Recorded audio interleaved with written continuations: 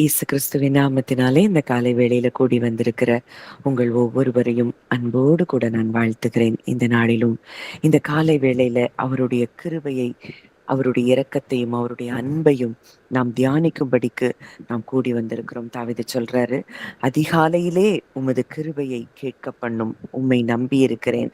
நான் நடக்க வேண்டிய வழியை எனக்கு காண்பியும், உம்மிடத்தில் என் ஆத்துமாவை உயர்த்துகிறேன். அதிகாலையில அவருடைய கிருபையை நாம் தியானிக்க தியானிக்க தியானிக்க தான் நம்முடைய வாழ்க்கையில அவரில் நாம் நிலைத்திருப்பது அது நம்மளால சாத்தியமான ஒரு காரியம். இந்த கிருபைய அனுதினமும் அவருடைய அன்பையும் அவருடைய இரக்கத்தையும் அவருடைய கிருபையையும் அவர் நம்மேல் வைத்திருக்கிற மகா பெரிய அந்த ஒரு ஆழமான அந்த அன்பையும் நம்ம தியானிக்க தியானிக்க நாம் அவரில் நிலைத்திருப்பது சாத்தியமாகிறது. நம்ம தொடர்ந்து அவருடைய அன்பில் நிலைத்திருக்கிறத குறித்து நம்ம தியானித்து கொண்டிருக்கிறோம். அன்பில் நிலைத்திருக்கிறவன் தேவனில் நிலைத்திருக்கிறான். என்னுடைய அன்பில் நிலைத்திருங்கள் அப்படின்னு இயேசு கிறிஸ்து அந்த சொன்ன வார்த்தையை நம்ம தியானித்து கொண்டிருக்கிறோம். இன்றைக்கு கூட அந்த வார்த்தை அவருடைய அன்பில் நாம் நிலைத்திருக்கும் பொழுது அது நம்முடைய ஜெப வாழ்க்கைய, அவரோடு கூட இருக்கக்கூடிய அந்த ஃபெலோஷிப்பை, இன்டிமெசிய எவ்வளவு தூரம் மாற்றுகிறது என்பதை நாம் தியானிக்க போகிறோம். அவருடைய அன்புல நம்ம நிலைத்திருக்கும் பொழுது நம்முடைய ஜெப வாழ்க்கை, நாம் அவரோடு கூட கொண்டிருக்கிற அந்த உறவு, அந்த இன்டிமெசி, இது எல்லாம் நமக்குள்ள இருந்து நமக்கு நிறைய மாற்றங்களை கொடுக்கக்கூடியதாய் இருக்கிறது. வாசிக்கலாம். யோவான் 15:7. யோவான் 15:7.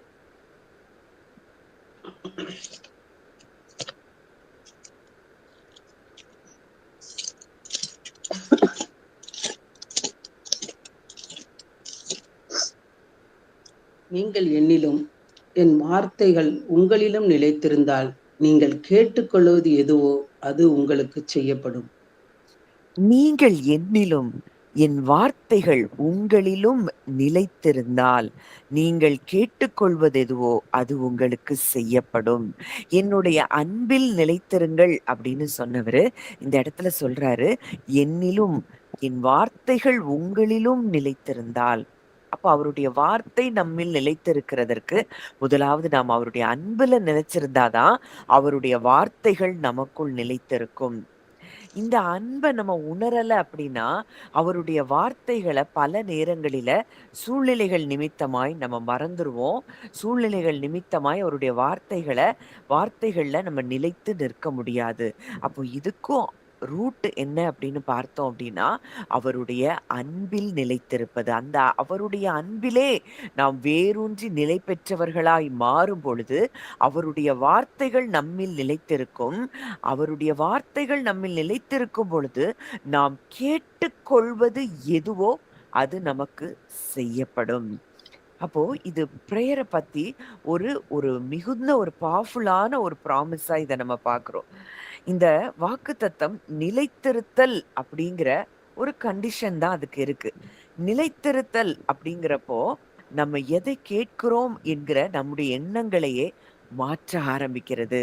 நம்ம கிறிஸ்துவினுடைய அன்புல நம்ம நிலைத்திருக்கும் பொழுது நம்முடைய விருப்பங்கள் மெதுவா மெதுவா மாற ஆரம்பிக்கிறது. நம்முடைய ஜெபங்கள் மாற ஆரம்பிக்கிறது.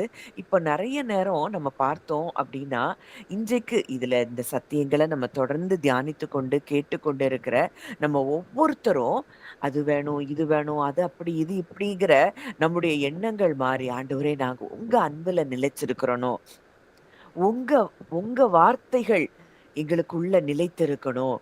இப்படிதான் நம்முடைய ஜெபங்கள் மாறி இருக்கிறத பார்க்கிறோம். உங்க அன்ப நாங்க ஆழமா அறியணும். உங்கள நாங்க ஆழமா அறியணும். இப்படி உண்மை அறிந்து கொள்ளும்படிக்கு பிரகாசமுள்ள மனக்கண்கள் எங்களுக்கு உண்டாகணும். இப்படி நம்முடைய ஜெபங்களே இன்றைக்கு மாற ஆரம்பித்திருக்கிறது. அப்போ அவருடைய அன்பில் நாம் நிலைத்திருக்கும் பொழுது நம்முடைய விருப்பங்கள் அவருடைய விருப்பங்களோடு இணையத் தொடங்குகிறது. நம்முடைய ஜெபங்கள் எல்லாம் பயத்திலிருந்து வராதபடி நம்பிக்கையிலிருந்து நம்முடைய ஜெபங்கள் நம்ம செய்ய ஆரம்பிக்கிறோம். நம்ம சுயநலத்துக்காக ஜெபித்த ஜெபங்கள் மாறி தேவனுடைய நோக்கங்களுக்காக நாம் ஜெபிக்க ஆரம்பிக்கிறோம். 1 யோவான் 5:14 பார்க்கிறோம். நாம் எதையாகிலும் அவருடைய சித்தத்தின்படி கேட்டால் அவர் நமக்கு செவி கொடுக்கிறார் என்பதே அவரை பற்றி நாம் கொண்டிருக்கிற தைரியம். நாம் எதையாகிலும் அவருடைய சித்தத்தின் படி கேட்டால் அவர் நமக்கு செவி கொடுக்கிறார். அப்போ இன்றைக்கு நம்ம ஜெபிக்கிற ஒவ்வொரு ஜெபங்களுக்கும் விண்ணப்பங்களுக்கும் அவர் செவி கொடுக்கிறார். இன்னைக்கு நம்ம நிறைய நேரங்கள்ல நம்ம ஜெபிக்கிற ஜெபம் இன்னைக்கு நமக்குள்ள நடக்கிற மாற்றங்களுக்காக தான் நாம் ஜெபித்து கொண்டிருக்கிறோம்.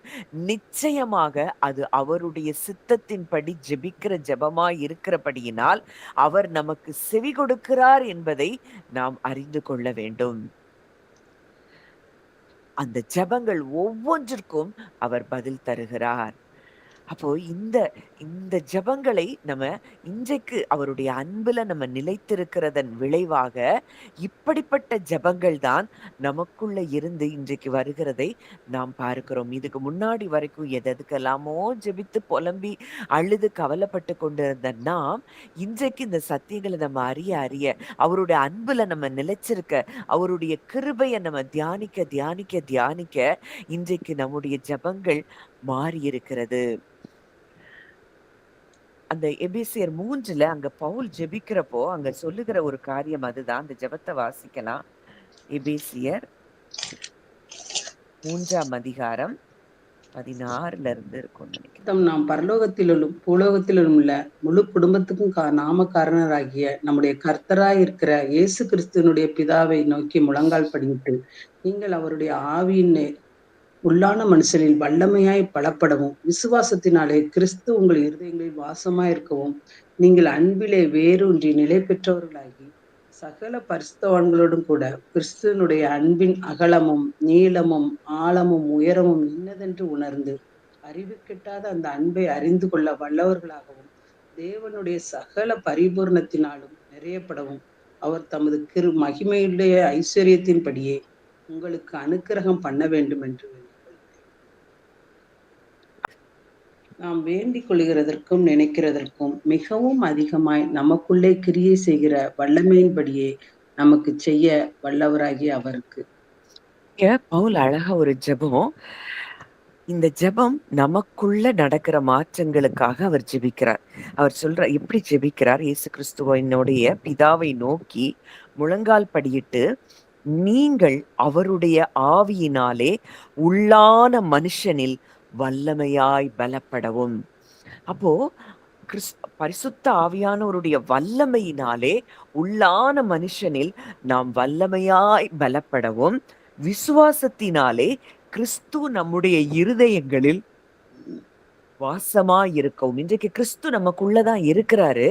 ஆனா இதை அறிந்து கொள்வதற்கு நமக்கு விசுவாசம் தேவை. இதை உணர்வதற்கு நமக்கு விசுவாசம் தேவை.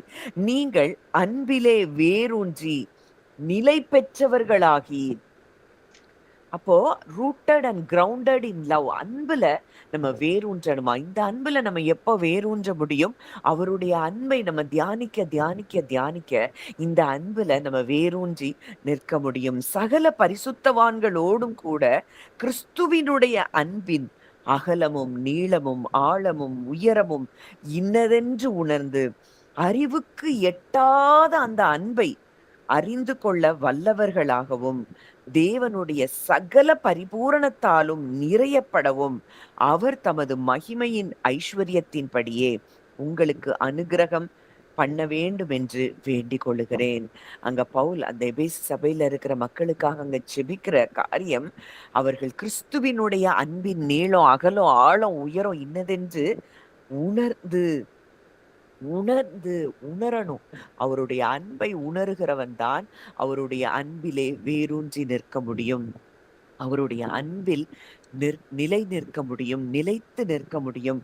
அறிவு கெட்டாத அந்த அன்பை அறிந்து கொள்ள வல்லவர்களாகவும் தேவனுடைய சகல பரிபூரணத்தாலும் நிறையப்படவும், ஃபுல்னஸ் ஆஃப் காட், அவர் தமது மகிமையின் ஐஸ்வர்யத்தின்படியே உங்களுக்கு அனுகிரகம் பண்ண வேண்டும் என்று வேண்டிக் கொள்கிறேன். இந்த ஜெபத்தை பண்ண பிறகுதான் இந்த வார்த்தைய அவர் சொல்றாரு. நாம் வேண்டிக் கொள்ளுகிறதற்கும் நினைக்கிறதற்கும் மிகவும் அதிகமாய் நமக்குள்ளே கிரியை செய்கிற வல்லமையின்படியே நமக்கு செய்ய வல்லவராகிய அவருக்கு.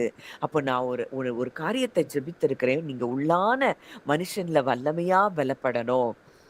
ஆவியினாலே நீங்கள் வல்லமையாய் பலப்படவும், அன்பிலே நிலைத்திருக்கவும், விசுவாசத்துல கிறிஸ்து உங்களுடைய இருதயங்களில் வாசமாய் இருக்கவும், அன்பிலே வேரூன்றவும், நிலை பெற்றிருக்கிறவும், சகல பரிசுத்தவான்களோடும் கூட அவருடைய அன்பின் நீளம், அகலம், ஆழம், உயரம் இன்னதென்பதை உணரவும், இந்த அன்பை அறிந்து கொள்ளவும், தேவனுடைய சகல பரிபூரணத்தாலும் நிறையப்படவும் இப்படி ஜெபிக்கிறாரு. ஜெபிச்சுட்டு சொல்றாரு, நீங்கள் நாம் வேண்டிக் கொள்ளுகிறதற்கும் நினைக்கிறதற்கும் மிகவும் அதிகமாய் நமக்குள்ளே கிரியை செய்கிற வல்லமையின்படியே நமக்கு செய்ய வல்லவராகிய அவருக்கு.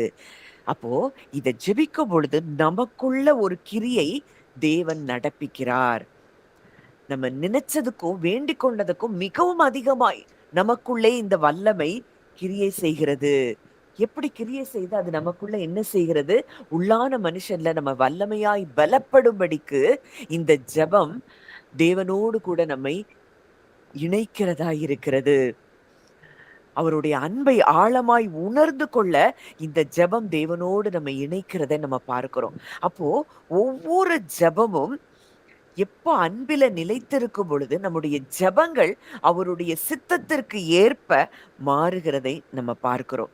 இதுவரைக்கும் அது இல்ல, இது இல்ல, அப்படி இருக்கு, இந்த பிரச்சனை அப்படி இருக்கு, அவங்க என்ன இப்படி சொல்லிட்டாங்க, இப்படி மற்றவங்களை குறித்து, நம்மளுடைய ஐடென்டிட்டியை குறித்து, நம்மளுடைய குறைவுகளை குறித்து ஜெபித்து கொண்டிருந்த நாம் இப்பொழுது தேவனுடைய சித்தத்தின்படி, தேவனுடைய மனதை புரிந்து நாம் ஜெபிக்கிறவர்களாய் மாறுகிறோம். எப்போ அவருடைய அன்புல நம்ம நிலைத்திருக்கும் பொழுது it affects our prayer life. நம்முடைய ஜெப வாழ்க்கையே அது மாறுகிறதா இருக்கிறது. ஒரு மாமரத்தோடு இணைந்திருக்கிற ஒரு ஒரு பிரான்ச் அது ஆப்பிள் பழத்தை தர முடியாது. அது போலதான் நம்ம கிறிஸ்துவோடு கூட இணைந்திருக்கும் பொழுது நம்முடைய ஜெபங்கள் அது அப்படியே கிறிஸ்துவினுடைய இருதயத்தை ரிஃப்ளெக்ட் பண்றதா இருக்கிறத நம்ம பார்க்கிறோம். இந்த அன்புல நிலைத்திருக்கும் பொழுது நம்ம ஜெபத்துக்கு போகும்போதே நம்ம தைரியமா போறோம். நான் என் அப்பாட்ட போவேன், நான் சொல்லுவேன், அவர் நிச்சயமா எனக்கு பதில் தருவார். ஏன்னா அந்த அன்பை உணர்கிறவன் தான் ஜெபத்திற்கு போகும்போதே தைரியமா போவான். இல்லைன்னா ஏதோ உன்னை புலம்பிட்டு வரணுங்கிறது தான் ஜெப நேரமா இருக்கும். நம்முடைய ஜெப நேரமே அது சந்தோஷமானதா இருக்காது.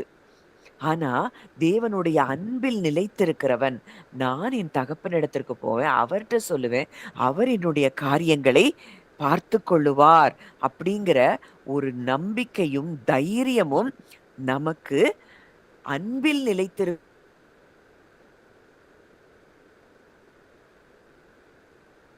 சமயத்தில் சகாயம் செய்யும் கிருபையை அடையவும் தைரியமாய் கிருபாசன தண்டையில் சேரக்கடவோம். அன்புல நிலைச்சிருக்கும் போது தைரியமா நம்ம அப்பாட்ட போவோம். எதை குறித்தும் பயம் இருக்காது, சூழ்நிலைகளை குறித்து பயம் இருக்காது.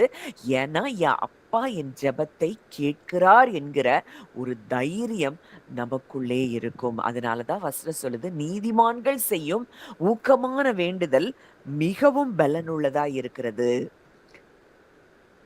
நான் இயேசுவின் இரத்தத்தினால் கழுவப்பட்ட நீதிமான், அவருடைய அன்பு என் மேல் ஊற்றப்பட்டு கொண்டே இருக்கிறது அப்படிங்கிறத உணர்கிறவர்கள் தைரியமாய் அவரிடத்தில் ஜெபிப்பார்கள். அந்த ஜெபம்தான் பவர்ஃபுல்லா இருக்கும். நம்ம அழுது புலம்பி பயத்துல ஜெபித்து பயத்துல ஜெபிக்கிறதுக்கு கடந்து போகலாம். ஆனா வெளியே வரும்போதாவது தைரியத்தோட வரணும். ஆனா நம்ம எப்படி ஜெபிக்க போறோமோ அப்படித்தான் வெளியும் வர்றோம் அப்படின்னா இன்னமும் நாம் அவருடைய அன்பை உணர்ந்து கொள்ளவில்லை, அவருடைய அன்பில் நாம் நிலைத்து நிற்கவில்லை. அப்போ இன்றைக்கு நம்முடைய ஜெப வாழ்க்கைய மாற்றுகிறதற்கு நாம் அவருடைய அன்பில் நிலைத்திருக்க வேண்டியது அவசியமா இருக்கிறது. பயம் உள்ளவர்கள் சந்தேகத்தோட ஜெபிப்பாங்க. ஆனா நேசிக்கப்படுபவர்கள், தன் பிதாவினால் நேசிக்கப்படுவதை உணர்ந்தவர்கள் தைரியமாய் ஜெபிப்பார்களாம். பூரண அன்பு பயத்தை புறம்பே தள்ளும் அப்படின்னு சொல்லி நம்ம பார்க்கிறோம். அப்போ நம்ம நேசிக்கப்படுகிறோம் என்பதை உணர ஆரம்பிக்கும் பொழுது, ஏதோ ஒரு ஒரு நம்ம பிச்சை கேட்கிறத போல நம்ம ஜெபிக்க மாட்டோம். ஒரு உரிமையுள்ள பிள்ளையாக அவரிடத்துல போய் தைரியமாய் நம்ம ஜெபிக்கிறவர்களாய் இருப்போம். இதுதான் நம்மளுடைய அந்த தேவனோடு கூட இருக்கிற இன்டிமசிய, ஃபெல்லோஷிப்ப நமக்குள்ள இருந்து மாற்றுகிறதா இருக்கிறது. நமக்குள்ள இந்த அவருடைய வல்லமை கிரியை செய்து, நம்ம தைரியமாய் தேவனிடத்தில் போகவும், அவரிடத்தில் ஜெபிக்கவும், நம்முடைய அந்த பிரேயர் லைஃப மாற்றவும் அவருடைய அன்பில நிலைத்திருக்கிற காரியம்தான் நமக்கு உதவி செய்கிறதா இருக்கிறது. நிலைத்திருத்தல் தேவனுடைய வார்த்தைய நமக்குள்ள ஜீவனுள்ளதாய் மாற்றுகிறது. அவருடைய அன்புல நிலைச்சிருக்கிறவங்க அவருடைய வார்த்தைய அப்படியே விசுவாசிப்பாங்க, அப்படியே ஏற்றுக்கொள்ளுவாங்க. நீங்கள் என்னிலும் என் வார்த்தைகள் உங்களிலும் நிலைத்திருந்தால் நீங்கள் கேட்டுக்கொள்வது எதுவோ அது உங்களுக்கு செய்யப்படும். அப்போ அவருடைய வார்த்தைகள் நமக்குள்ளே நிலைத்திருக்க ஆரம்பிக்கும். எப்பொழுது அவருடைய அன்பில் நாம் நிலைத்திருக்கும் பொழுது. எதற்காக ஜெபிக்க வேண்டும் அப்படிங்கிறத பரிசுத்த ஆவியானவர் நமக்கு நினைப்பூட்டுவார். இந்த இடத்துல நான் இப்படி இருக்கேன், நான் இப்படி ஃபீல் பண்றேன் அப்படின்னு நினைக்கும் பொழுதே பரிசுத்த ஆவியானவர் இல்ல, இந்த இடத்துல நீ ஆழமாய் இன்னமும் அன்பிலே வேரூன்றவில்லை. இந்த அன்புல நீ வேரூன்றப்படும்படியாக, இந்த அன்பை நீ உணர்ந்து கொள்ளும்படியாக நீ ஜெபிக்க வேண்டும் என்பதை பரிசுத்த ஆவியானவர் நமக்குள்ளிருந்து அவர் நினைப்பூட்டுகிறார். ஆவியானவர் தாமே வாக்கு கடமாத பெருமூச்சுகளோடு நமக்காக அவர் வேண்டுதல் செய்கிறவராகவும் இருக்கிறார். பேதுரு சிறையில அடைத்த பொழுது சபையில மக்கள் எல்லாம் ஊக்கமா ஜெபிக்கிறாங்க. ஏன்னா பேதுரு விடுவிக்கப்படும்படியாய் அவங்க அந்த அந்த நாட்கள்ல மிகுந்த உபத்திரவங்களுக்குள்ளாக கடந்து போறாங்க. அங்க ஜெபிக்கிறாங்க. அங்கே அந்த அவர்கள் ஜெபித்த விளைவு அங்க சிறைச்சாலையில தூதன் வந்து அங்க பேதுருவை விடுவித்து வெளியே கொண்டு வருகிறதை பார்க்கிறோம். அவங்க அவரில் நிலைத்திருந்து ஜெபிக்கிற அந்த ஜெபத்துக்கு பரலோகம் பதில் தந்து பேதுருடைய சங்கிலிகள் அறுந்து விழுந்ததை நம்ம பார்க்கிறோம். அப்போ அவரில் நிலைத்திருந்து ஜெபிக்கிற ஜெபத்தின் மூலமாக நமக்குரிய நம்மை அடக்கி நம்மை கட்டி வைத்திருக்கிற எல்லா கட்டுகளும் சங்கிலிகளும் அது அருந்து விழும் என்பதில் சந்தேகமில்லை. நம்ம அவருடைய அன்பை விட்டு விலகி நமக்குள்ள சில நேரங்கள்ல ஏதோ கசப்போ பெருமையோ இல்ல பயத்துக்குள்ளேயோ நம்ம நுழையும் பொழுது நம்முடைய பிரேயர் அது பவர்லெஸ்ஸா மாறிடுது. நமக்கே நம்பிக்கை இல்லை, நம்ம ஜெபிக்கிற ஜெபங்களுக்கு தேவன் பதில் தருவாரா? இந்த அன்புல நிலைச்சிருக்கும் போது நமக்குள்ள இந்த கசப்போ பெருமையோ வைராக்கியமோ கோபமோ எரிச்சலோ எதுவும் நமக்குள்ள இருந்து எழும்பாது.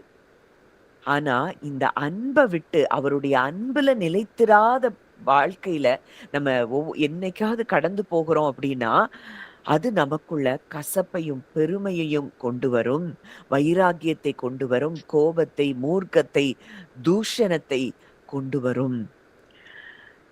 அப்போ அப்படிப்பட்ட எண்ணங்களோடு நம்ம ஜெபிக்க போகும் பொழுது நமக்குள்ள ஒரு எண்ணம் வந்துரும். நம்ம ஜெபத்தை ஆண்டவர் கேட்பாரா, பதில் கொடுப்பாரா அப்படின்னு அவர் நம்மை நேசிக்கிற தகப்பன் தான், நமக்கு செவி கொடுக்கிற தகப்பன் தான். ஆனா நமக்குள்ளேயே ஒரு எண்ணம் வந்துரும், தேவன் என்னை நேசிப்பாரா, என் ஜெபத்தை எல்லாம் அவர் கேட்பாரா? அப்போ இந்த நிலைத்திருக்காமல் அன்புல நிலைத்திருக்காம நம்ம ஜெபிக்கிற ஜெபம் நம்ம இருதயத்தை ஹார்டாக்கிரும். அதனாலதான் நம்ம பார்க்கிறோம் எபேசியர் 4 அன்றியும் மீட்கப்படும் நாளுக்கென்று, அது வாசிக்கலாம் எபேசியர். அன்றியும் நீங்கள் மீட்கப்படும் நாளுக்கென்று முத்திரையாக பெற்று தேவனுடைய பரிசுத்த ஆவியை துக்கப்படுத்தாதிருங்கள். அதுல எதெல்லாம் அவரை துக்கப்படுத்துது அப்படின்னு சொல்லி அடுத்ததை பார்க்கிறோம், வாசிங்க. பல விதமான கசப்பும் கோபமும் மூர்க்கமும் கூக்குரலும் தூஷணமும் மற்ற எந்த துர்க்குணமும் உங்களை விட்டு நீங்க கடவுது. சகலவிதமான கசப்பு, கோபம், மூர்க்கம், கூக்குரல், தூஷணம், மற்ற எந்த துர்க்குணம், இதெல்லாம் தான் பரிசுத்த ஆவியானவரை துக்கப்படுத்துகிறதாம். மீட்கப்படும் நாளுக்கென்று முத்திரையாக பெற்ற தேவனுடைய பரிசுத்த ஆவியை துக்கப்படுத்தாதிருங்கள். அப்போ அடுத்ததா நம்ம அதே அதிகாரம் கடைசியில பார்க்கிறோம். ஒருவருக்கொருவர் தயவாயும் மன உருக்கமாயும் இருந்து கிறிஸ்துவுக்குள் தேவன் உங்களுக்கு மன்னித்தது போல நீங்களும் ஒருவருக்கொருவர் மன்னியுங்கள். அப்போ இது எப்ப சாத்தியம் அப்படின்னா, அவரோட அன்பை நம்ம எப்ப ஆழமா உணர்றோமோ அப்பொழுதுதான் இது நமக்கு சாத்தியமாய் மாறுகிறது. அவரோட அன்பை உணரலனா நம்மளால இது சாத்தியமே இல்லை. எப்பவும் யாரையா பத்தியாவது ஒரு கசப்பான எண்ணம் வந்துட்டு தான் இருக்கும், கோபம் வந்துட்டு தான் இருக்கும். ஆனால் அவருடைய அன்பில் நிலைத்திருக்கிறவன் அவன் எப்படி இருப்பான்? மன உருக்கம் உள்ளவனாயிருப்பான், மன்னிக்கிறவனாயிருப்பான். அவனுடைய இருதயம் எப்பவும் சாஃப்டா, அது எப்படி இருக்கு? சுத்தமா இருக்குமா. அந்த இருதயம் அவரில் நிலைத்திருக்கிற, அவருடைய அன்பில் நிலைத்திருக்கிறவனுடைய இருதயம் எப்பொழுதும் சாஃப்டா இருக்கும். அதனாலதான் அவர் சொல்றாரு, கல்லான இருதயத்தை உங்கள் மாம்சத்தில் இருந்து எடுத்து சதையான இருதயத்தை உங்களுக்கு அருளுவேன். இதுதான் புது உடன்படிக்கை. இந்த புது உடன்படிக்கையின் கீழே நம்ம இருக்கிற நாம், நம்முடைய இருதயம் எப்படி இருக்கிறது? அவர் என்னோடு கூட ஒரு உடன்படிக்கை செய்திருக்கிறார். அவர் என்னுடைய அக்கிரமங்களையும் என்னுடைய மீறுதல்களையும் அவர் நினைக்கவே மாட்டேன்னு எனக்கு வாக்கு கொடுத்திருக்கிறார். வாசிக்கலாம். எபிரேயர் 8 அந்த உடன்படிக்கையை குறித்து அவர் சொல்லி இருக்கிறத அந்த பகுதிகளை நம்ம வாசிப்போம். எபிரேயர் 8:8 இருந்து வாசிங்க. அவர்களை குற்றப்படுத்தி அவர்களை நோக்கி, இதோ கர்த்தர் சொல்லுகிறது என்னவெனில், இஸ்ரவேல் குடும்பத்தோடும் யூதா குடும்பத்தோடும் நான் ஒரு புது உடன்படிக்கையை ஏற்படுத்தும் காலம் வருகிறது.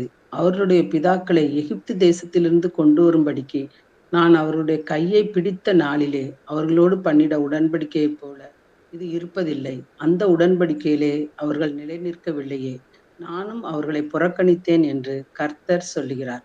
அந்த நாட்களுக்கு பின்பு நான் இஸ்ரவேல் குடும்பத்தாரோடு பண்ணும் உடன்படிக்கையாவது, என்னுடைய பிரமாணங்களை அவர்களுடைய மனதிலே வைத்து அவர்களுடைய இருதயங்களை அவைகளை எழுதுவேன். நான் அவர்கள் தேவனாய் இருப்பேன், அவர்கள் என் ஜனமாய் இருப்பார்கள்.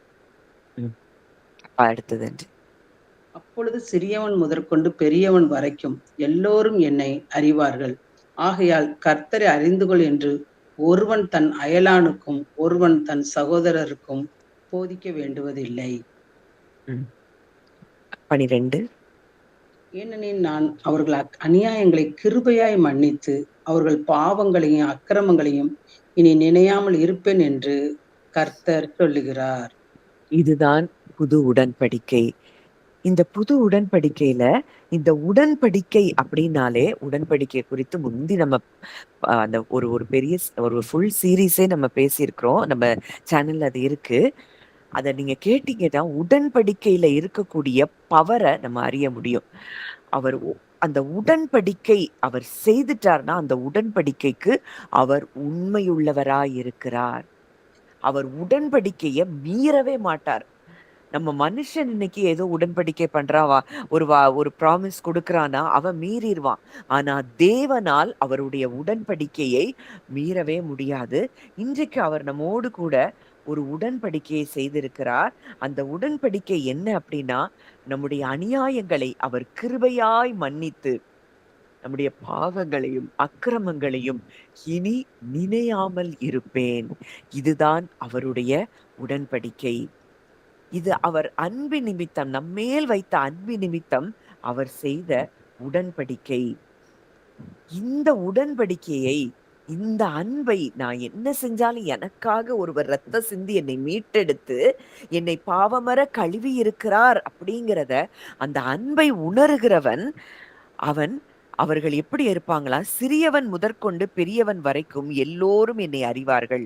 ஆகையால் கர்த்தரை அறிந்து கொள் என்று ஒருவன் தன் அயலானுக்கும் ஒருவன் தன் சகோதரனுக்கும் போதிக்க வேண்டுவதில்லை. இந்த உடன்படிக்கையில இருக்கிறவங்க, தேவனுடைய அன்பில நிலைத்திருக்கிறவங்க அவரை அறிய ஆரம்பிப்பார்கள், அவரை உணர ஆரம்பிப்பார்கள். அவருடைய அன்பை ஆழமாய் அறிகிற இடத்துக்கு வருவாங்க. அவர்கள்தான் கிறிஸ்து மன்னித்தது போல பிறரையும் மன்னிக்கிறவர்களாயிருப்பார்கள். அவர் என் பாவத்தை நினைக்கவே இல்லையே, நான் ஏன் மற்றவருடைய குற்றங்களை என்னுடைய நினைவில் வைத்திருக்க வேண்டும்? இப்போ இந்த குற்றங்களையும் மற்றவர்கள் நமக்கு செய்த காரியங்களையும் நம்ம நினைவுல வச்சு அதை நம்ம இருதயத்துல வச்சுட்டே இருந்தோம்னா நம்ம இருதயம் கடினம் உள்ளதாய் மாறும்.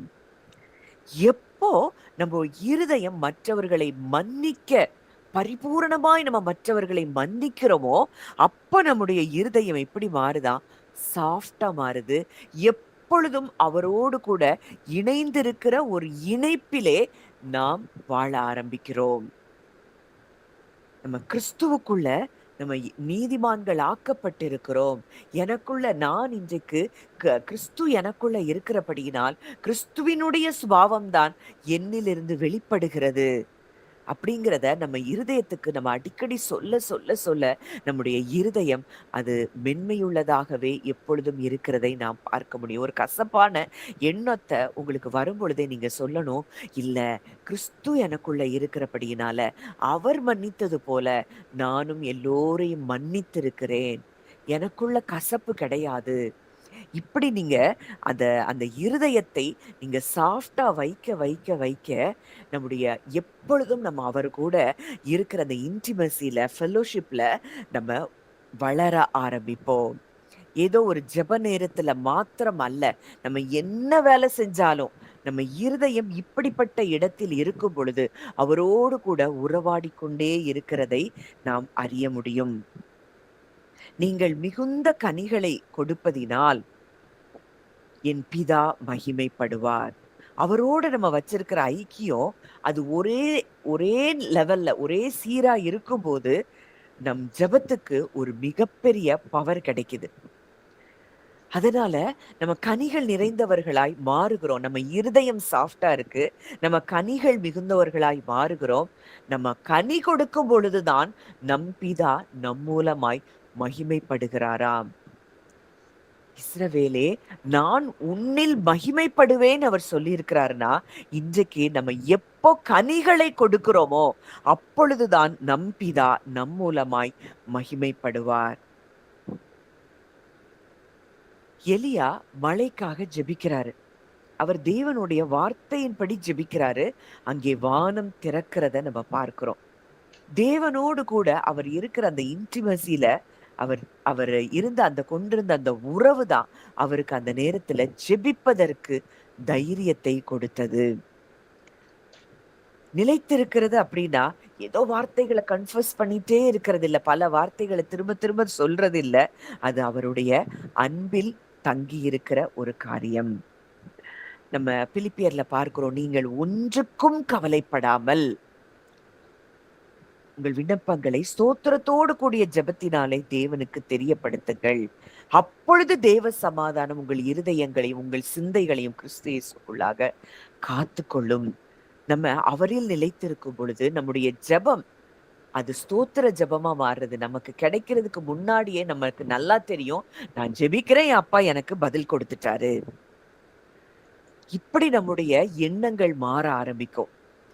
இப்படி எண்ணங்கள் மாற ஆரம்பிக்கும் பொழுதே நம்முடைய கவலை குறைஞ்சிரும். நம்ம ஜெபிக்கும் பொழுதே, அப்பா இந்த காரியம் இப்படி இருக்கு, இதை உங்கள்கிட்ட கொடுக்குறேன், இதை நீங்க எனக்கு நேர்த்தியாய் நீங்க எனக்கு செய்து முடித்ததற்காக உமக்கு ஸ்தோத்திரங்களை ஏறெடுக்கிறேன்.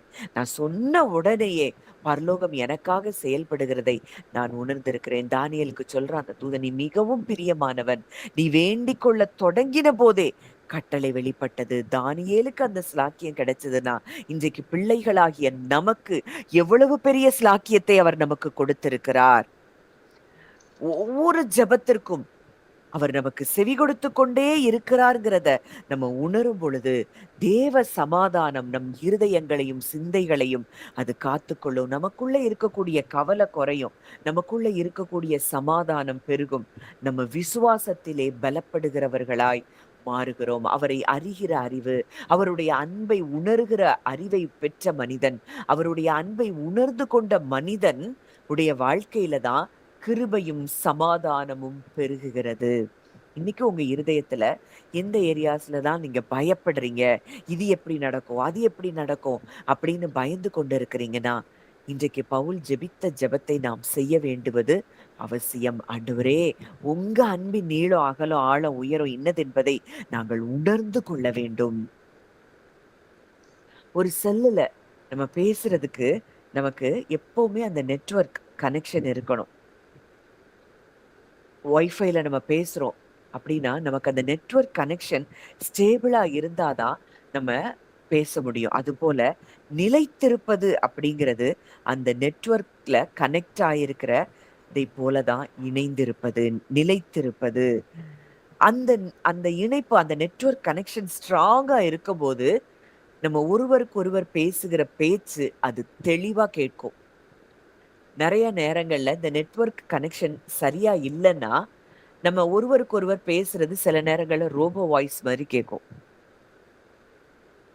நமக்கு பதில், நம்ம இந்த பேச்சு தெளிவா இருக்கும் பொழுது நம்ம யார்கிட்ட பேசுறோமோ அவங்க கிட்ட இருந்து பதில் விரைவாய் நமக்கு கிடைக்கும். நம்முடைய அந்த கான்வர்சேஷனே அது மிகுந்த சந்தோஷமானதாய் இருக்கும். அப்போ ஒண்ண நீங்க உணரணும். பிதா இயேசுவை நேசிக்கிறது போல அதே அன்பினால் நான் நேசிக்கப்படுகிறேன், நேசிக்கப்பட்டு கொண்டே இருக்கிறேன். அவருடைய அன்பு என்மேல் எப்பொழுதும் இருக்கிறது அப்படிங்கிறத நீங்க உணர உணர உணர உணர நீங்க உங்களுடைய ப்ரேயர் லைஃப் அது மாற ஆரம்பிக்கும். எப்பொழுதும் அவரோடு கூட நீங்க உறவில் இருக்கிறவர்களாய் நீங்கள் இருப்பீர்கள். நம்ம நம்ம தேவன் நம்ம ஏற்றுக்கொண்டு இருக்கிறார், அவர் நம்மை அரவணைத்து இருக்கிறார் அப்படிங்கிற அந்த ஒரு அக்செப்டன்ஸ் நாலேஜ் நமக்கு எப்பொழுதும் இருக்கும். கான்ஃபிடன்ஸ் இருக்கும். நம்ம ரெஸ்ட்ல இருந்து நம்ம ஜெபிக்க ஆரம்பிப்போம். அவரில் நிலைத்திருக்கும் பொழுது ஜெபம்ங்கிறது ஒரு போராட்டமா இருக்காது. இன்னைக்கு ஒரு ஒரு ஒரு ஜெபம் அப்படின்னாலே அது ஒரு 5 மினிட்ஸ் நமக்கு பண்ணுகிற ப்ரேயரே நமக்கு அது போராட்டமா இருக்குது. ஆனா இந்த அன்புல நிலைத்திருக்கிறவன் மணிக்கணக்காக தேவனோடு நிலைத்திருந்து அது ஒரு இனிமையான ஒரு கான்வர்சேஷனா இருக்கும். பிதா கூட இயேசு கிறிஸ்து அப்படிதான் தனியாக அவர் உறவாடி கொண்டே இருந்ததை நம்ம வேதத்துல பார்க்கிறோம். இந்த அன்பில நிலைத்திருக்கும் பொழுது நம்முடைய ஜெபம் அது ஒரு இனிமையான நேரமாய் மாறும். அந்த ஜெபம் அது அதிகமா இப்போ இன்னைக்கு நம்ம ஜெபிக்கிறோம். எத்தனையோ ஜெபங்களுக்கு இத்தனை நாட்களும் நம்ம ஜெபித்து கொண்டிருந்தோம். ஆனா இந்த காலை வேளையில இந்த மெடிடேஷன்ல நம்ம பண்ணுகிற அந்த ஜெபம் அத நீங்க பண்ண பண்ண பண்ண உங்க இருதயம் அப்படியே லகுவாகிறத நீங்க ஃபீல் பண்றீங்க. நிறைய பேர் இத உணர்றீங்க. காரணம் என்னன்னா, அந்த ஒன்னஸ்க்குள்ள நம்ம போறோம். அந்த இன்டிமசிக்குள்ள போறோம். அந்த அன்ப நம்ம அதிகமா தியானிக்கிறோம். அந்த அன்ப தியானிக்க, தியானிக்க, தியானிக்க நம்ம ஜெபிக்கிற நேரம் அது போவதே தெரியாம, அவரோடு கூட நம்ம எப்பொழுதும் நிலைத்திருக்கிற இடத்திற்குள்ள நம்ம கடந்து வர்றோம்.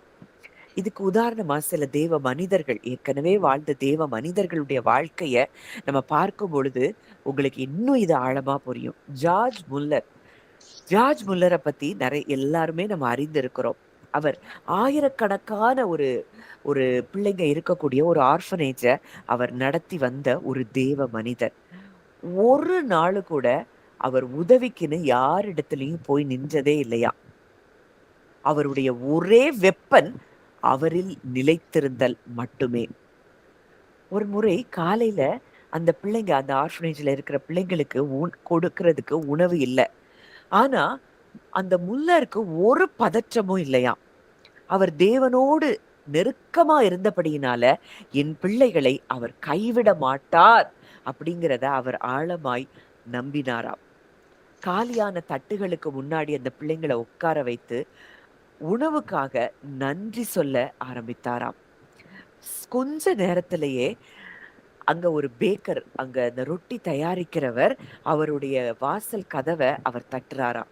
இன்னைக்கு நேத்து நைட்டு எனக்கு தூக்கமே வரல, உங்களுக்கு ரொட்டி தேவைப்படும்னு எனக்கு தோணிட்டே இருந்தது, அதனால இந்த ரொட்டிகள் எல்லாம் உங்களுக்கு கொடுக்க வந்திருக்கிறேன்னு சொல்லி அங்க அத்தனை பிள்ளைகளுக்கும் தேவையான அந்த ரொட்டிய அவர் கொடுத்துட்டு போனாரா. கொஞ்ச நேரத்திலேயே அந்த இடத்திற்கு, அவங்க ஆர்ஃபனேஜுக்கு பக்கத்துல இருக்கக்கூடிய அந்த பால் ஏற்றி கொண்டு வந்த அந்த வாகனம், அந்த வெஹிக்கிள் அந்த இடத்துல அது பழுதாகி நின்றுட்டு. அத ரிப்பேர் பண்ணி போய் அந்த ஊருக்குள்ள அங்க போய் அந்த பால் அவங்க குடுக்கணும்னா, அதுக்குள்ள அந்த பால் கெட்டு போயிரும். அதனால அந்த பால் அனைத்தையும் அந்த பால ஏற்றி கொண்டு வந்த அந்த நபர் அந்த ஆர்ஃபனேஜ்ல கொடுத்து விட்டதை நாம் பார்க்கிறோம். நம்ம கிறிஸ்துவில் நிலைத்திருக்கும் பொழுது, நம்முடைய தேவைகளை நாம் சொல்லுவதற்கு முன்பதாகவே பரலோகம் அதை நமக்காக நிவிர்த்தி செய்கிறதை நாம் அறிந்து கொள்ள வேண்டும். நம்ம சொன்ன பிறகுதான் பரலோகம் நமக்கு செயல்படும்னு இல்ல. நமக்கு என்ன தேவை என்பதை நம் பரலோக தகப்பன் அறிந்திருக்கிறார். இவைகளை எல்லாம் அஞ்ஞானிகள் நாடி தேடுகிறார்கள். இத தேடி அவர் முல்லர் போய் ஒவ்வொருத்தர்ட்டயா போய் நிக்கல. இத்தனை பிள்ளைகளுக்கு உணவு கொடுக்கணும்னா அது அவரால தான் முடியும் அப்படின்னு சொல்லி அவரை நம்பியிருந்தார். அங்கே அவருடைய வாழ்க்கையில அற்புதங்களுக்கு மேல அற்புதம். நிறைய ஜார்ஜ் முல்லரோட லைஃப நீங்க வாசித்து பார்த்தீங்கன்னா, அப்படி ஒரு ஃபெய்த் தேவன் மேல. காரணம் அவருடைய அன்பில் அவர் நிலைத்திருந்தார். இன்னும் ஒரு தேவ மனிதன் ஜான் ஹைட் இந்தியாவுல மிஷனரியா அவர் வாழ்ந்து கொண்டிருந்தார். பல மணி நேரம் அவர் தேவனோடு கூட தனிமையில இருப்பாராம். ஒரு முறை ஒரு கூட்டத்துக்கு அவர் பேச போகும்போது அவரால பேசவே முடியலையா. தேவனோடு அந்த அளவுக்கு அவர் ஒன்னஸ்ல இருந்தாராம். அவர் அந்த ஸ்டேஜ்ல நின்னு இயேசுவே அப்படின்னு அந்த ஒரு வார்த்தை தான் அவர் சொன்னாராம். அந்த ஒரு வார்த்தையில இருந்த வல்லமை அங்க இருந்த நூற்றுக்கணக்கான மக்களுடைய வாழ்க்கையை அது தொட்டதாம். நம்ம இன்னைக்கு பேசுகிற வார்த்தைகள் அல்ல, மற்றவங்களுக்கு நம்ம செய்கிற பிரசங்கங்கள் அல்ல, நம்ம தேவனோடு கூட இருக்கிற அந்த இன்டிமசி தான் மற்றவர்களுடைய வாழ்க்கையிலும் மாற்றங்களை ஏற்படுத்துகிறதற்கு அது உதவி செய்கிறதா இருக்கிறது. அந்த கனெக்ஷன், அவரோடு கூட இருக்கக்கூடிய அந்த கனெக்ஷன், எப்படி ஒரு நெட்வொர்க் கனெக்ஷன் ஸ்டேபிளா இருந்தா நம்ம பேசுவது தெளிவாக இருக்குமோ, அந்த உரையாடல் மிகுந்த அது இனிமையா இருக்குமோ, அது போலதான் அவரோடு கூட இருக்கிற அந்த கனெக்ஷன், அந்த நிலைத்திருத்தல் அது பயங்கர பவர்ஃபுல்லா இருக்கு. இது போலதான் இன்னும் ஒரு தேவ மனுஷனை குறித்து நம்ம பார்த்து நம்ம கொஞ்ச நேரம் மெடிடேட் பண்ணலாம். அடுத்ததா நம்ம பார்க்கக்கூடிய ஒரு மிகவும் ஒரு ஒரு வல்லமையான ஒரு தேவ மனிதன் யார் அப்படின்னா பிரதர் லாரன்ஸ். நீங்க நிறைய பேர் கேள்விப்பட்டிருப்பீங்க. அவர் ஒரு மொனாஸ்ட்ரியில தான் ஒரு சமையல் வேலை செய்கிறவர். அவர் எப்படி ஜெபத்தை அணுகினார் அப்படிங்கிறதுக்கு இன்னைக்கு உலகம் முழுசும் இந்த பிரதர் லாரன்ஸ இப்போ வரைக்கும் சாட்சியா சொல்லி கொண்டு இருக்கிறாங்க. மற்றவங்க எல்லாம் ஜெபிக்கிறதுக்கு தனி அறைக்கு போவாங்க. ஆனா இந்த பிரதர் லாரன்ஸ் அவருக்கு பாத்திரங்களை கழுவும் போதும், அவர் காய்கறிகளை நறுக்கும் போதும் தேவனோடு கூட பேசிக்கொண்டே இருப்பாராம்.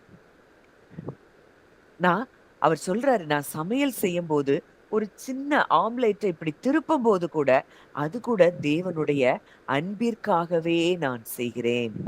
அவருடைய அன்புல நிலைச்சிருந்துதான் அந்த வேலையையும் செய்கிறேன். அதனாலதான் பவுல் சொல்றேன், எதை செய்தாலும் மனுஷர்களுக்கு என்று செய்யாமல் கர்த்தருக்கென்றே மனப்பூர்வமாய் செய்யுங்கள்.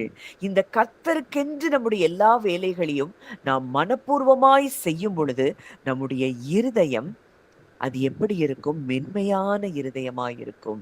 அது சாஃப்டா இருக்கும். ஜெபம் அப்படிங்கிறது ஏதோ கண்களை மூடி ஒரு ஒரு நாளைக்கு ஒரு இடத்துல உட்கார்ந்து செய்கிறது மாத்திரம் அல்ல. நம்ம செய்கிற ஒவ்வொரு வேலையிலும் தேவனோடு கூட நம்ம உறவுல இருப்பதும் உரையாடி கொண்டே இருப்பதும் தான் ஜெபம். அதுதான் இன்டிமசி, அதுதான் ஃபெல்லோஷிப், அதுதான் கனெக்ஷன். நம்ம ஒரு நாளைக்கு ஒரு 10 நிமிஷம் ஒரு ஓரமா உட்கார்ந்து ஜெபித்து விட்டு மற்ற நேரங்கள்ல அவரோடு கூட உறவுல இல்லைன்னா நம்ம இருதயம் நிச்சயமாய் அது எப்படி மாறிடும்? அது ஹார்டா மாறிடும். கல்லான இருதயமாய் அது மாறிவிடும். நாம் அப்படி இருக்கக்கூடாது. நாம் அவருடைய அன்புல நிலைத்திருக்கும் பொழுது அவரோடு கூட என்ன வேலை செஞ்சாலும் அவர்கிட்ட நம்ம பேசிட்டே இருக்க முடியும், உறவுல இருந்துட்டே இருக்க முடியும். ஒரு கடமையா இன்னைக்கு அப்படித்தான் ஜெபத்தை ஒரு கடமையா மாத்திட்டாங்க. ஒரு நாளைக்கு எவ்வளவு நேரம் நீ தேவனுக்கு கொடுக்கிற, அது கடமை. நம்ம ஜெபிப்பது அவசியம். ஆனா அந்த ஜெபம் அன்புல இருந்து வரணும். அன்புல நிலைத்திருக்கிற நிலையில இருந்து நம்முடைய ஜெபம் வர வேண்டும். அப்படி அன்புல நிலைத்திருக்கிற இடத்துல இருந்து நம்ம ஜெபம் வரலன்னா, அந்த ஜெபத்திற்கு அது எந்த பலனையும் நம்ம பார்க்க முடியாது. ஒரு ஃப்ரெண்டு கிட்ட நம்ம எப்படி நாள்தோறும் நம்ம என்ன வேலை செஞ்சாலும் நம்ம நேசிக்கிற ஒரு நண்பர்கிட்ட வந்துட்டாங்க அப்படின்னா, நம்ம அவங்க கூட பேசிக்கிட்டே இருப்போம். எப்ப அவங்க கூட பேசலான்னு எதிர்பார்த்து கொண்டே இருப்போம். ஐயோ! எப்ப டைம் கிடைக்கும்? எப்ப அவங்களோட கனெக்ஷன் கிடைக்கும்? எப்ப நம்ம அவங்க கூட பேசலாம்? அவங்க கூட பேசினா என் இருதயம் அது எப்படி இருக்கு? லகுவா இருக்கு. என் இருதயம் அன்புல நிரம்பி வழியுது அப்படின்னு சொல்லி சிலரோடு கூட நம்ம பேசும்பொழுது, நம்முடைய இருதயம் அப்படி ஒரு சமாதானத்துல கடந்து வருகிறத நம்ம பார்க்கிறோம்.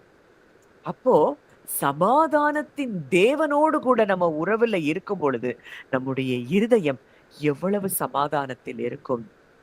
ஒரு கடமையா நம்ம செஞ்சோம்னா, நம்ம ஜெபிக்கலன்னா நமக்கு அது வந்துரும். ஜெபிக்கலன்னா இது நடந்துரும். இப்படி தண்டனைக்கு பயந்து நாம் ஜெபிக்கிற ஜெபம், அது ஒரு நாளும் அவரில் நிலைத்திருக்க விடாது. எப்பவும் பயத்துல தான் ஜெபிப்போம். ஜெபிக்கலன்னா அது நடந்துரும். ஜெபிக்கலன்னா இது நடந்துரும். அவர் அன்ப உணராமல் ஜெபிக்கிற ஜெபத்துக்கு நம்ம என்னைக்கும் வாழ்நாளெல்லாம் இப்படி பயந்து தான் ஜெபம் பண்ணிட்டு இருப்போம். ஆனால் எந்த ஒரு மனிதன் அவருடைய அன்பை உணர்கிறானோ, இந்த பிரதர் லாரன்ஸ் அப்படி உணர்ந்திருந்தபடியினால தான் அவர் சமையல் செய்யும் போதும், காய்கறிகளை நறுக்கும் போதும், பாத்திரங்களை கழுவும் போதும் அவர் அவரோடு கூட உறவாடிக் கொண்டே இருந்ததை நம்ம பார்க்கிறோம். நம்ம ஜெபிக்க ஒதுக்குற நேரமும், வேலை செய்கிற நேரமும் ஒண்ணுதான் அப்படின்னு அவர் சொல்றாராம். எனக்கு ஜெபிக்கிற நேரம் வேற, நான் பாத்திரம் விளக்குற நேரம் வேறன்னு நான் பார்க்கல. எனக்கு 2 நேரத்திலயும் நான் என் ஆண்டவரோடு கூட தான் இருக்கிறேன் அப்படின்னு அவர் சொல்றாராம். நம்ம ஆபீஸ்ல போய் வேலை செய்யறவங்களா இருக்கலாம், இல்ல பிசினஸ் பண்றவங்களா இருக்கலாம், இல்ல ஏதோ பஸ்ல டிராவல் பண்ணலாம், கார்ல டிராவல் பண்ணலாம். என்ன வேலையை செஞ்சாலும் சரி, நம் இருதயம் கிறிஸ்துவோடு கூட இணைந்திருந்தால், அவருடைய அன்பிலே நிலைத்திருந்தால், அதுதான் ஒரு பவர்ஃபுல்லான பிரேயரா நம்ம பார்க்கிறோம். ஆண்டவரே, நான் அதாவது நம்ம இப்ப அதே இது அவர் ஏதோ ஒரு தவறு செஞ்சுட்டா அவர் சொல்றாரு, அவருடைய புக்ஸ்ல அதுல எழுதியிருக்கிறாருன்னு சொல்லப்பட்டிருக்கு. Practising the presence of God. அதுல அவர் சொல்றாரா, நான் ஏதோ ஒரு தப்பு செஞ்சுட்டா அவர் பயந்து ஓட மாட்டாராம். ஆண்டவரே, நான் உங்கள நிலைச்சிருக்கலனா இப்படித்தான் நான் தவறு செய்வேன்ப்பா, என்னை மன்னிச்சு உங்ககிட்ட சேர்த்து கொள்ளுங்க அப்படின்னு எளிமையா சொல்லிட்டு மறுபடியும் அவரோடு கூட பேச ஆரம்பிச்சிருவாராம். பயம் நம்மை தேவனிடத்திலிருந்து பிரித்து விடும். ஆனா பிரதர் லாரன்ஸ போல அன்புல நிலைச்சிருக்கிறவங்க அவர்களுடைய பலவீனத்திலும் தைரியமாய் தேவனிடத்தில் வருகிறவர்களாய் இருக்கிறார்கள். அப்போ பெரிய பெரிய காரியங்களை செய்யறதை விட சிறிய காரியங்களை தேவனுடைய பெரிய அன்போடு செய்வதுதான் உண்மையான ஜெபமாய் இருக்கிறது. நான் அதை செஞ்சேன், இதை செஞ்சேன், அப்படி செஞ்சேன், இப்படி செய்வதற்கு இப்படி செஞ்சு அவருடைய அன்பை சம்பாதிக்கிறது இல்ல. அவருடைய அன்பு நம்மேல் பூரணமா இருக்கிறதை உணர்ந்து ஜெபிக்கிற ஜெபம் தான் வல்லமையுள்ள ஜெபம். அப்படிப்பட்ட ஜெபங்களை செய்கிறவருடைய இருதயம் தான் அது எப்பொழுதும் அது எப்படி இருக்கும்? மென்மையான இருதயமாய் இருக்கும். இந்த மென்மையான இருதயம் எப்பொழுதும் வெளிச்சத்தை உள்வாங்குகிற இருதயமாய் இருக்கும். நம்ம பார்க்கிறோம் ரோமர் 1 உணர்வில்லாத அவர்களுடைய இருதயம் இருளடைந்தது. அவிசுவாசிகளாகிய அவர்களுக்கு அது எப்படி என்னதை ஏற்படுதான்? குருடர்களாய் அவர்கள் இருக்கிறார்களாம். இந்த உணர்வில்லாத இருதயமாய் நம்ம இருதயம் எப்ப இருக்கும்னா, அவருடைய அன்பை உணராத இருதயம் தான் உணர்வில்லாத இருதயம். அந்த இருதயத்துக்குள்ள வெளிச்சம் போக முடியாது. அந்த இருதயம் அப்படிப்பட்ட இருதயம் இல்லைன்னா அவர்கள் குருடர்களாகத்தான் இருப்பார்கள். தேவனுடைய அன்பை அவர்களால் ஒரு நாளும் உணர முடியாது. இந்த அன்பை உணர்கிறவர்களுடைய இருதயம் மென்மையா இருக்கும். லைட்டா உள்வாங்குகிற இருதயமாய் இருக்கும். எப்பொழுதும் வெளிச்சத்தில் நடக்கிறவர்களாய் இருப்பார்கள். உன் கண் வெளிச்சமாயிருந்தால் உன் சரீரம் முழுவதும் வெளிச்சமாயிருக்கும். இன்றைக்கு அந்த கண் என்னது? நம்முடைய இருதயமாகிய நம்முடைய மனக்கண்கள் அது வெளிச்சமாயிருக்கும். அவருடைய அன்பிலே நிலைத்திருக்கிறவருடைய இருதயம் அது வெளிச்சமாய் இருக்கும். அந்த இருதயம் வெளிச்சமாய் இருக்கும் பொழுது நம்முடைய சரீரமும் வெளிச்சமாய் இருக்கும். இதுதான் நீதிமொழிகள் 4ல பார்க்கிறோம். அவருடைய வார்த்தை நமக்கு உடலுக்கெல்லாம் ஆரோக்கியமும் ஜீவனுமாய் மாறுகிறதை. அன்பில் நிலைத்திருக்கிறவன் அவருடைய வார்த்தையில் நிலைத்திருக்கிறான். அவருடைய வசனத்தை அப்படியே சத்தியமாக பார்க்கிறான். அந்த வசனத்தை, அந்த வார்த்தையை இரவும் பகலும் அவன் தியானிக்கிறவனாய் இருப்பான். அது அவருடைய உடலுக்கெல்லாம் ஆரோக்கியமும் ஜீவனையும் கொண்டு வருகிறதா இருக்கிறதை நாம் பார்க்கிறோம். இந்த அன்புல நிலைத்திருக்கும்படிக்கு தேவன் நம்மை அழைத்திருக்கிறார். இந்த அன்புல நம்ம நிலைத்திருக்க வேண்டும். அனுதினமும் நம்ம இந்த அன்புல நிலைத்திருக்கும்படிக்கு நம்ம அப்படியே கொஞ்ச நேரம் கண்களை மூடி ஜெபிக்கலாம். அப்படியே ஒரு இந்த வார்த்தைகளை நம்ம மெடிடேட் பண்ணி நம்ம இப்பொழுது ஜெபிக்க போகிறோம். அப்படியே கண்களை மூடுங்க. மூடி உலகத்துல இருக்கிற எந்த விதமான காரியங்களும் உங்களை டிஸ்ட்ராக்ட் பண்றதுக்கு நீங்க இடம் கொடுக்காதீங்க. சொல்லுகிற காரியங்களை அப்படியே நீங்க தியானிக்க தியானிக்க உங்களுடைய மனது இன்றைக்கு அப்படியே லகுவாகிறத நீங்க உணர முடியும்.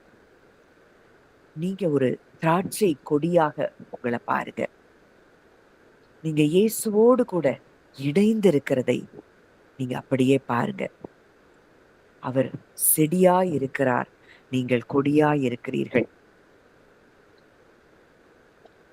இன்னைக்கு இந்த கொடி அவரில் நிலைத்திருக்கிறத நீங்க பார்க்கிறீங்க. ஆனா இன்றைக்கு அந்த செடி அது உங்களை பற்றி பிடித்திருக்கிறதை நீங்க பாருங்க. இது எதை குறிக்கிறதுனா அவர் நமக்காக ஜெபிக்கிற ஜெபம், நமக்காக அவர் அனுதினமும் ஜெபித்து கொண்டே இருக்கிறபடியினால் நாம் அந்த செடியில் நிலைத்திருக்கிறோம் என்பதை குறிக்கிறது. நான் அவரை பிடிச்சிருக்கிறத விட அவர் என்னை உறுதியாக பிடித்திருக்கிறார். அவருடைய அன்பு என்னை பற்றி பிடித்து கொண்டிருக்கிறது. அவருடைய ஜெபம் இன்றைக்கு கொடியாகிய என்னை அவரில் இணைத்திருக்க செய்திருக்கிறது, நிலைத்திருக்க செய்திருக்கிறது அப்படிங்கிறத நீங்க உணருங்க. நம்முடைய முயற்சியினால் அல்ல, அவருடைய அன்பினால் இன்றைக்கு அவர் நம்மை இறுக பிடித்து கொண்டிருக்கிறார். அமைதியா உங்க இருதயத்துல இந்த வார்த்தையை, நான் சொல்ற வார்த்தையை நீங்க சொல்லிட்டே இருங்க. பிதா இயேசுவை நேசிக்கிறது போல அவர் என்னையும் நேசிக்கிறார். பிதா இயேசு கிறிஸ்துவை நேசிக்கிறது போல அவர் என்னையும் நேசித்து கொண்டே இருக்கிறார். இது அப்படியே நீங்க உங்க இருதயத்துல சொல்லுங்க. உங்க இருதயத்துக்கு அதை சொல்லுங்க. இயேசு லாசருடைய கல்லறைக்கு முன்பாக நின்று ஒரு காரியத்தை சொல்றாரு. பிதாவே, நீர் எப்பொழுதும் எனக்கு செவி கொடுக்கிறீர் என்பதை நான் அறிந்திருக்கிறேன். பிதாவை குறித்து அவர் ஒன்றை அறிந்திருந்தார். நான் எப்ப பேசினாலும் அவர் எனக்கு செவி கொடுக்கிறார். அப்போ அந்த அளவுக்கு தான் இயேசுவை பிதா எப்படி நேசித்தாரோ அதே அன்புல நம்ம நேசிக்கிறார்னா நம்ம செய்கிற ஒவ்வொரு ஜெபங்களுக்கும் அவர் செவி கொடுக்கிறார் என்பதை நீங்கள் உணர வேண்டும். பிதா இயேசு கிறிஸ்துவை எப்பொழுதும் நேசித்து அவருடைய எல்லா ஜெபங்களுக்கும் அவர் செவி கொடுத்தார் என்றால் இன்றைக்கும் என்னுடைய எல்லா விருப்பங்களுக்கும், என்னுடைய எல்லா ஜெபங்களுக்கும் அவர் செவி கொடுக்கிறார் என்பதை நீங்கள் உணர ஆரம்பியுங்கள். ஜெபம் அப்படிங்கிறது ஒரு போராட்டம் அல்ல. ஒரு காரியம் ஜெபங்கிறதுக்கு நம்ம போறதுக்கு முன்னாடியே இயேசு நமக்காக பிதாவினிடத்தில் பரிந்து பேசிக் கொண்டிருக்கிறார் என்பதை நீங்க நினைச்சு பாருங்க. நம்முடைய தேவைகளை நம்ம ஒரு பெரிய லிஸ்ட் போட்டு சொல்றதுக்கு முன்பதாகவே, பிதாவே, இயேசுவின் ஜெபத்தோடு என் ஜெபத்தை இணைக்கிறேன். அன்றைக்கு பேதுரு அங்க விழுந்து போற சூழ்நிலை தான். விசுவாசத்துல அவன் அந்த காற்றினால் அடிபட்டு அலைகிற கடலின் அலைக்கு தான் அவன் ஒப்பாயிருந்தான். ஆனா இயேசு கிறிஸ்து சொல்றாரு, நானோ உன் விசுவாசம் ஒளிந்து போகாதபடிக்கு வேண்டிக் கொண்டேன். இன்றைக்கு நீங்களும் நானும் இந்த இடத்துல தியானித்து கொண்டிருக்கிறோம்னா, அவர் நமக்காக நம்முடைய விசுவாசம் ஒளிந்து போகாமல் இருக்கும்படிக்கு அவர் வேண்டிக் கொண்டது நிமித்தம்தான் இன்றைக்கு இந்த இடத்துல நம்ம கூடி வந்திருக்கிறோம். இயேசுவின் ஜெபத்தோடு என் ஜெபத்தையும் நான் இணைக்கிறேன். அவருடைய விருப்பம்தான் என்னுடைய விருப்பம் அப்படின்னு சொல்லி முற்றிலுமாய் இன்றைக்கு அவரிடத்துல நம்மை சரண்டர் பண்ணுவோம். இயேசு சொல்றார், என்னுடைய சந்தோஷம் உங்களில் நிறைவாய் இருக்கும்படிக்கு இவைகளை நான் உங்களுக்கு சொல்லுகிறேன். அந்த நிறைவான சந்தோஷத்தை இப்போ நீங்க ஏற்றுக்கொள்ளுங்க. என்னுடைய கவலைகள், சோர்வுகள் எல்லாம் நான் இப்பொழுதே உங்கள்கிட்ட கொடுக்கிறேன்னு நீங்க ஆண்டவர்கிட்ட கொடுத்துருங்க. சிறைச்சாலையில இருக்கும் பொழுது பவுலும் சீலாவும் பாடின அந்த சந்தோஷம், அசைக்க முடியாத சந்தோஷத்தை இப்பவே நீங்க உணர முடியும். அவருடைய நிறைவான சந்தோஷத்தை நான் பெற்றிருக்கிறேன். எனக்குள்ள இருந்த எல்லா பயம், கவலை, சோர்வு எல்லாம் அது வெளியேறிக்கொண்டே இருக்கிறது. நிலைத்திருத்தல் அப்படிங்கிறது எதையோ சாதிக்கிறதுக்காக நம்ம ஓடுகிறது அல்ல. அது ஏற்கனவே நமக்காக சாதிக்கப்பட்ட அன்புக்குள்ள வந்து நிலைத்திருக்கிறதற்கு பெயர்தான் அது நிலைத்திருத்தல். வந்து சேருகிறதற்கு பேருதான் நிலைத்திருத்தல். அவர் ஒரு அன்பு, நம்ம மேல பூரணமான அன்பு இருக்கு. அந்த அன்புக்குள்ள வந்து சேர்வதற்கு பெயர்தான், அந்த அன்புல வந்து இளைப்பாறுவதற்கு பெயர்தான் நிலைத்திருத்தல். ஒண்ணு நல்லா புரியணும், நம்ம ஒரு காலம் தனியாக போராடவில்லை.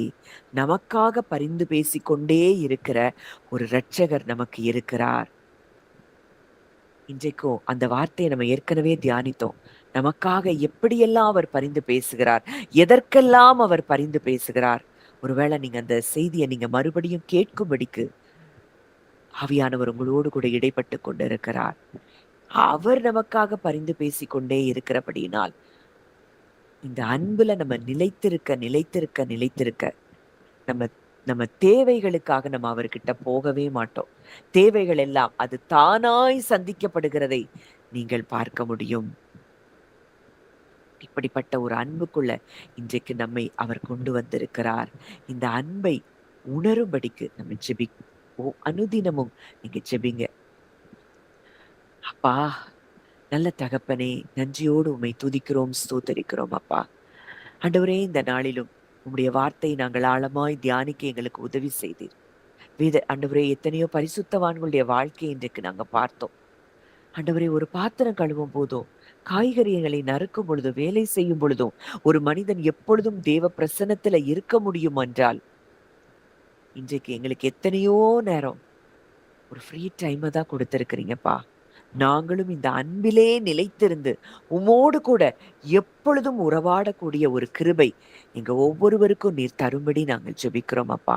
கிறிஸ்துவினுடைய அன்பின் நீளம், அகலம், ஆழம், உயரம் இன்னதென்பதை நாங்கள் உணர்ந்து கொள்ள வல்லவர்களாய் மாற நாங்கள் எங்கள் உள்ளான ஆவியிலே, மனுஷனிலே வல்லமையாய் பலப்பட எங்களுக்கு நீங்க கிருபை தாங்க. அந்த ஒவ்வொருவரையும் மனதார நான் பிளஸ் பண்றேன். நான் விசுவாசிக்கிறேன்ப்பா. இன்றிலிருந்து இந்த அன்பிலே அவர்கள் ஒவ்வொருவரும் நிலைத்திருக்கிறார்கள் என்பதை நாங்கள் விசுவாசிக்கிறோம். நாங்கள் நிலைத்திருக்கிறோம் என்பதை நாங்கள் விசுவாசிக்கிறோம் அப்பா. ஒவ்வொரு நாளும் இன்னும் எங்களுடைய கண்கள் திறக்கப்படட்டும். உங்க அன்பை ஆழமாய் அறியக்கூடிய கண்கள் திறக்கப்படுவதாக. தகப்பன், அப்படியே எங்களுக்குள்ளே அந்த கிரியையை நீர் நடப்பிக்கிறதற்காக நாங்கள் நன்றி செலுத்துகிறோம் அப்பா. அந்த ஒவ்வொருவரையும் மனதார நான் பிளஸ் பண்றேன். விதைக்கப்பட்ட இந்த வார்த்தைகள் 1000 மடங்கு பலன் தரும்படி நான் ஜெபிக்கிறேன். கர்த்தர் அப்படியே எங்கள் ஜெபத்தை கேட்டு பதில் கொடுக்கிறபடியினால் நன்றி செலுத்துகிறோம். துதி, கன, மகிமை யாவையும் இயேசு ஒருவருக்கே செலுத்துகிறோம். கர்த்தர் மீட்பருமாகிய இயேசுவின் மூலம் கேட்கிறோம் ஜீவனுள்ள நல்ல பிதாவே. ஆமேன், ஆமேன்.